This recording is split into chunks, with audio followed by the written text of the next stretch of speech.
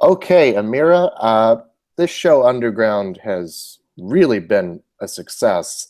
You've got the approval of critics and audiences. Why do you think this show struck such a chord with so many people? I think because it's a different take. It's so fast paced. It's so much about the revolution. It's so empowering that for all those reasons, people are really excited about the retelling of this story in this Yeah, fresh way. yeah. I mean, it does this extraordinary thing of of feeling both old and new at the same time, like you're learning That's a great something. way. Yeah, there's this wonderfully fresh take on it. Let's talk about your character, Ernestine. Tell us who she is.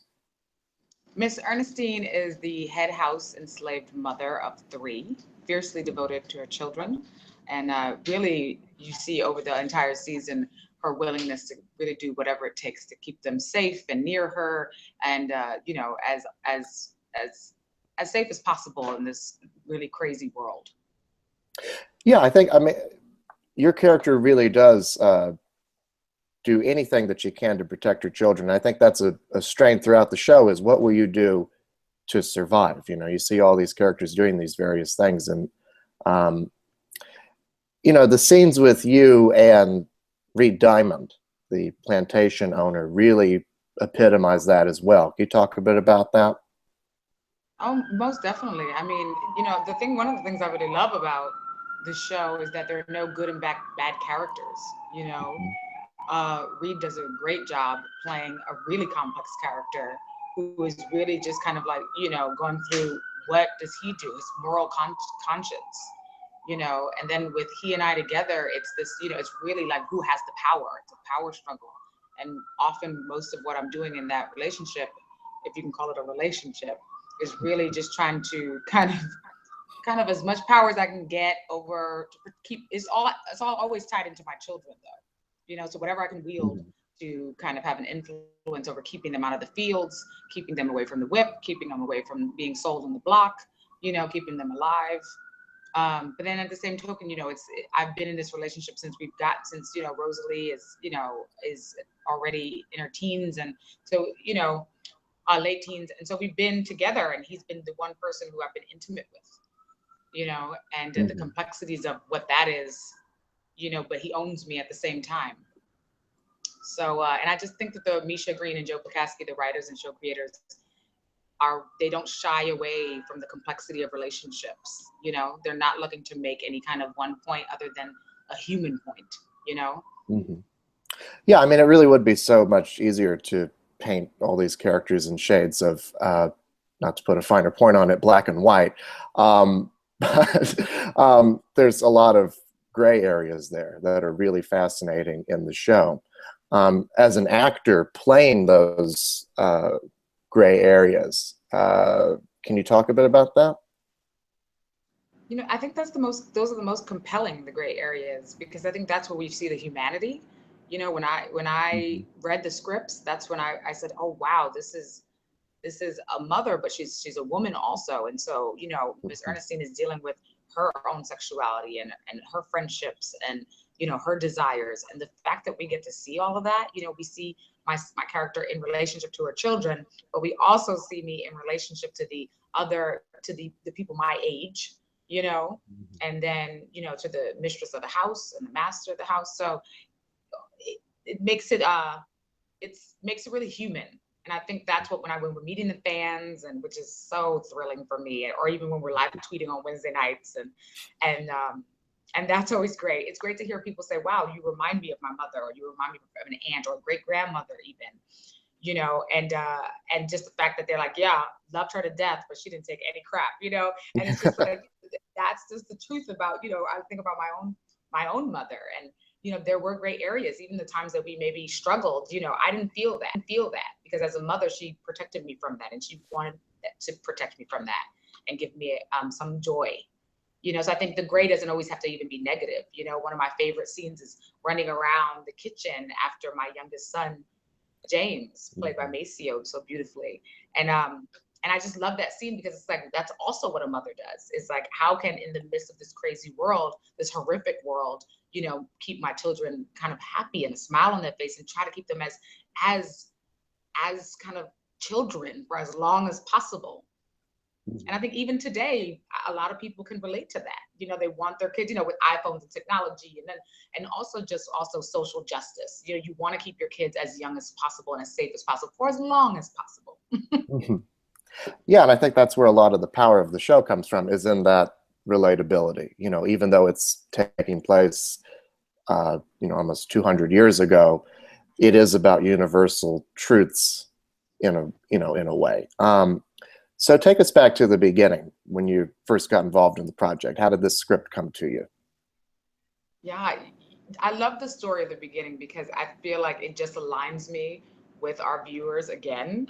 Because, I remember getting the audition, and it was to play an enslaved person. And I just remember tabling it. I wasn't sure how I felt about it, And I feel like that's the way that people had, a lot of our fans had, not all of them, but some of them had some apprehension, and my peers did as well. And so it became a discussion over, is this the way I want to portray myself and portray my people? And then I read the scripts, which is what one should do, get informed. I feel like that's a lot of what this story is about too, is that, inform yourself, educate yourself, which is a key, a power thing during even of 1857, antebellum South. It was like keep people uneducated. And I think that continues today, something to remember. And so I read the script that Misha and Joe wrote, and I realized that it was so very different, and it was so very empowering, and it was just the colors and the just the way the legacy, and that the fact that it was a testimony of strength and endurance, and all those things made it really exciting. And it made me even look at this period of history. And then the more I worked on it, and now since then, all the press we've done, the more the importance of why we actually need to honor this time and all the heroes and heroines. And that, I always said, oh, I can't wait to play a superhero. And then one of the fans drew Miss Ernestine as a superhero, and it made sense. And I was like, oh my God, I'm actually getting a hero right now. Mm-hmm. Absolutely, she really is. I wonder if you could talk a bit more about finding the character. Did you do any kind of research into this period? Most definitely. I'm working on season 2 now. Like I carry my book. Nice. Oh yeah. So and it's great because a lot of us do.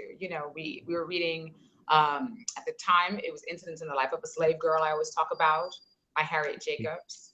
That was great because she's a mother, who hid in Florida, and the attic to be able to watch her children and to try to escape to freedom. And Bullwhip Days was another book we were reading. Now I'm reading God, Dr. Buzzard, and the Bolito Man, and this is a really great one. Check that out. That's always really exciting, and that's a great story too, because I remember one scene that was really it was a difficult day for me, and we were filming a church scene, and I was just so done at that point with just kind of with the lowering of the eyes, and I just sat next to Journey, who plays my daughter Rosalie. I know you guys all know, but and I sat next to her and I said, I'm having a hard day, I said, if you have any kind of advice for me, if not, it's okay, and she was sitting with me, and she had Bullwhip Days on her lap. And we both love this story, which is great that she's told me since that she loves it too. And she just kind of tapped the book. That was the simplest answer. She tapped it. And immediately, because it was a book that we were both working on with all narratives of enslaved people in their voice, And as soon as she tapped the book, I just was reminded that it wasn't about me. It was about honoring them. And it was about doing justice to this time, so that, it's not that it's one hard day in comparison to, centuries of a struggle that we overcame and that we're still overcoming. And the investment in that is what makes it important and makes it worthwhile and makes the struggle necessary, very necessary. And immediately it took me out of myself, and I was like, all right, let's go. I'm ready. I'm back. I mean, there are a lot of scenes in there that are very hard to watch, during the show. So I can only imagine what it must have been like to shoot those scenes. But as you said, honoring those men and women who actually went through it, I guess really does give you some motivation as an actor to... It puts it in perspective. Right. One of the things that I love, I'm a big, history buff, so I love the authenticity of the costumes and the sets. And I know you guys shot at a real plantation for a lot of this as well. So what do those elements add to the character? Oh, well, we were on Felicity Plantation Mhm. in Baton Rouge and Louisiana. And, you're on hallowed ground. You know, the first time we went just to kind of get a lay of the land, it was just, you just kind of respect the earth and just to know or imagine all that possibly went on there. And then when we went into these huts, to see markings on the walls and to just kind of try to just be like, I wonder what was that for? What was that used for? Is it counting joy? Is it counting struggle? You know, but you do kind of immediately, the importance of what you're there to do is the stakes are just raised. And so I think that made everyone kind of really bring their A game, because everyone wanted to really do the story justice. And we all definitely, not even kind of, we've spoken as a cast, and we're excited to bring it for season 2. We just want to go deeper and kind of commit more. And now that we all, have even a greater understanding of our arcs as characters and, who Miss Ernestine is, I'm really to see what Misha and Joe, where they take us, what they take us through, because they're really brilliant and it's always a shock. Every script was definitely a shock. Yeah, I mean, that's one of the great things about it too, is that there is this watchability to it. I mean, very important subject matter, but so excitingly done in the way that it's almost like a suspense thriller, like Yeah. what's going to happen next week is one of the great things about that. Now that we've finished up with season 1, what were some of the highlights for you from this past season? Moments or episodes that you would point to and say, this is the best of what our show can do? I love the children's episode. I really love the children's episode because I just thought it was so refreshing. I'd never seen anything like that on television.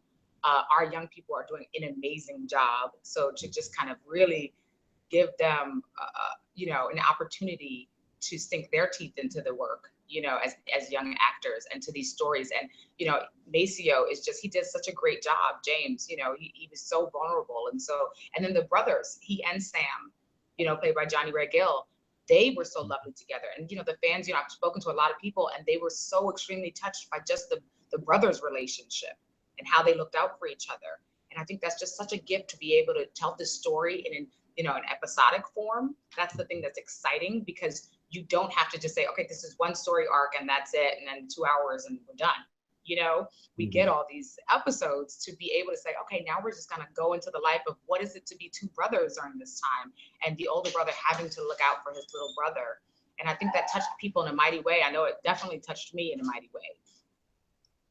So that episode is definitely one of my favorites. And then, I love Journey's work. I really do. There was this simplicity of her storytelling is so divine to me.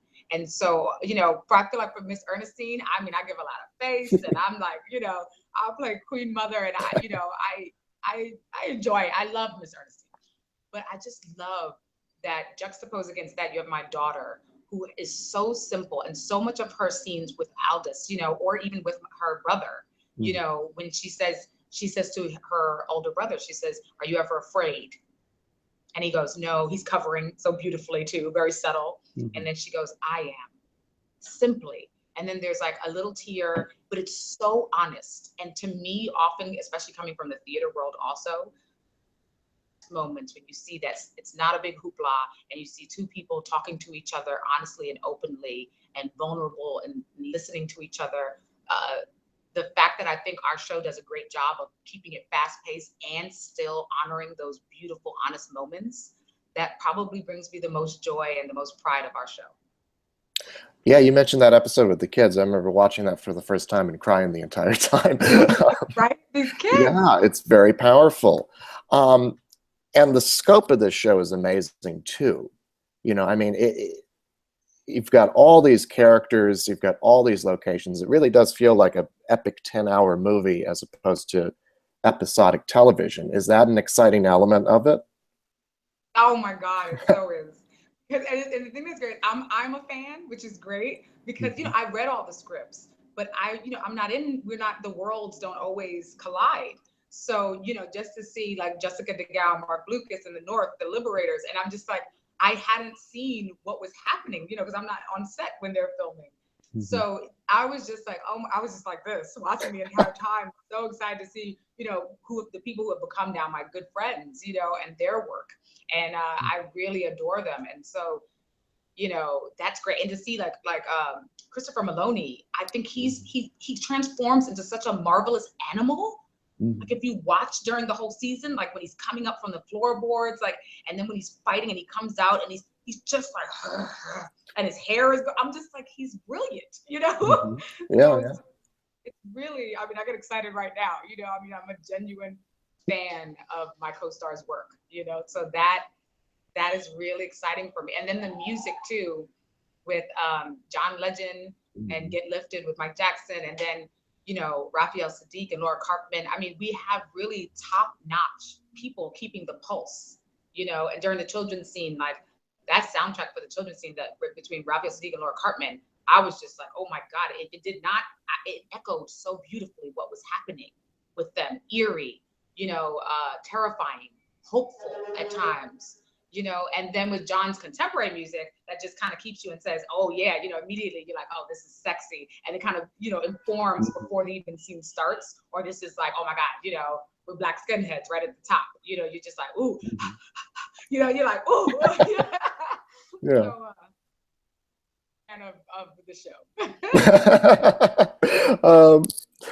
So can you give us have you already started reading scripts for season 2, or you don't have to spoil anything for us, but do we have good stuff ahead of us? I would never spoil anything for you. I can't, man, they would kill me. The fans they're so awesome. They're like, you don't tell. My favorite is when they're like tweeting and they're like, I'm getting off the computer right now before I'm just like, yeah, get off, girl, get off. But no, we haven't gotten any scripts yet, but we have kind of had some kind of private discussions over dinners of, possible storylines. And I can just say their imaginations are just vast.